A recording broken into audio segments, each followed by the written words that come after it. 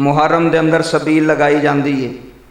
हर बंदा अपनी अतात के मुताबिक अपनी असीयत के मुताबिक सबील लगाता है। दुध की सबील लगाता, पानी की सबील लगाता है। मैं सबील का मुखालिफ नहीं, सबील तो मना नहीं करता। लख वारी लाओ, हज़ार वाली लाओ सबील आका हुसैन के नाम की।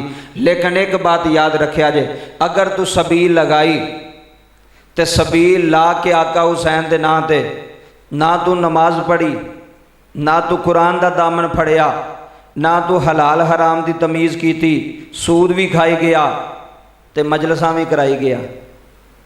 सूद खाण वाले दी कोई नेकी अल्लाह कबूल, सूद खाण वाले दी कोई नेकी कबूल। सूद भी खाओ तो महफिल भी करो, सूद भी खाओ तो जनाबे वाला सबीला भी लाओ। जेड़ा बंदा किसी का हक मार के सबील लगाएगा, भावें वह दुध की छड्ड के शहद की सबील भी ला छे, जेड़ा किसी का हक मार के सबील लाएगा उसकी सबील कबूल नहीं होएगी, ਉਹਦੀ सबील का सवाब नहीं होएगा।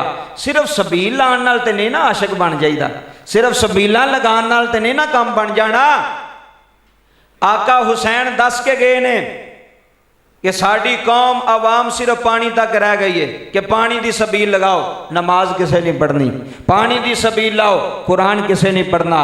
पानी की सबील लाओ, हलाल हराम का किसे नूं पता ही नहीं।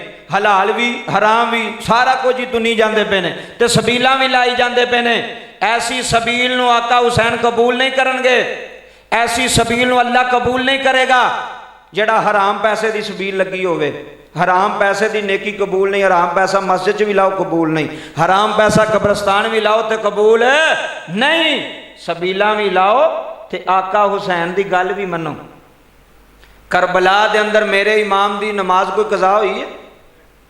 जो मदीनियों चले ने करबला तक कोई नमाज छड़ी आका हुसैन? असी नमाज का वेला सबीलों से खलोते हैं, दुध पे पीने हैं, शरबत पे पीने हैं। चलो जी कोई गल नहीं, सबीला लाओ तो जन्नत च जाओ। इंज नहीं होना। आका हुसैन दो चीज़ां छड़ के गए ने, आका हुसैन दो चीज़ां छड़ के गए ने, एक कुरान छड़ के गए ने, एक नमाज छड़ के गए ने।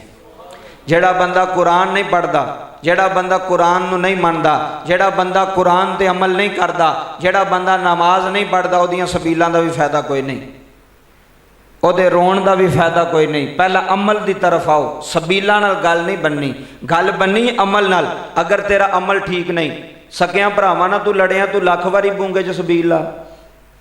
तू भरावां दा हक खादा, तू लख वारी सबील ला।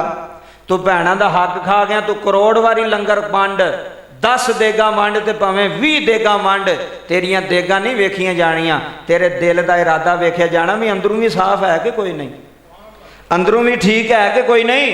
असी अंदरों नहीं ठीक होंगे, असी बाहरों बाहरों काम करने। ऐनियां देगा पका छड़ो जी, ऐनी सबील ला छड़ो, अंदरों नहीं ठीक होना। नमाज नहीं पढ़नी, कुरान की तरफ नहीं होना, शरीयत की तरफ नहीं होना। इस वास्ते इन्हां चीज़ों पर थोड़ा गौर करो। एक कुरान का दामन आका हुसैन ने फड़िया, दूसरा नमाज का दामन आका हुसैन ने फड़िया। कुरान भी नहीं डिगन दिता तो नमाज भी छुटन है। दो काम करने, जेड़ा दो काम करेगा पक्का हुसैनी है। सबील ना भी लगाएगा पक्का हुसैनी है, लंगर ना भी पकाएगा पक्का हुसैनी। जेड़ा दो काम करे, एक कुरान का दामन फड़े, दूसरा नमाज का दामन फड़े। तो जेड़े दो भी काम नहीं करते वो लख वारी नारे पे मारन, लख वारी आए हाय पे करन, उन्हों का कबूल नहीं होना। अल्लाह अंदर की नीयत वेंदा है, अल्लाह अंदर की सोच वेंदा है। आखिरी मसला बड़ा जरूरी और मसला,